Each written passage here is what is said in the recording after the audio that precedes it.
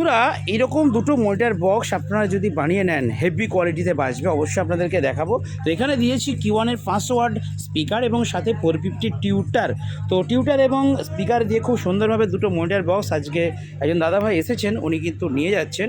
আর এখানে কিন্তু রয়েছে 6 চ্যানেল একটা মিক্সার, এই মিক্সারের মধ্যেই কিন্তু ব্লুটুথ সিস্টেম রয়েছে।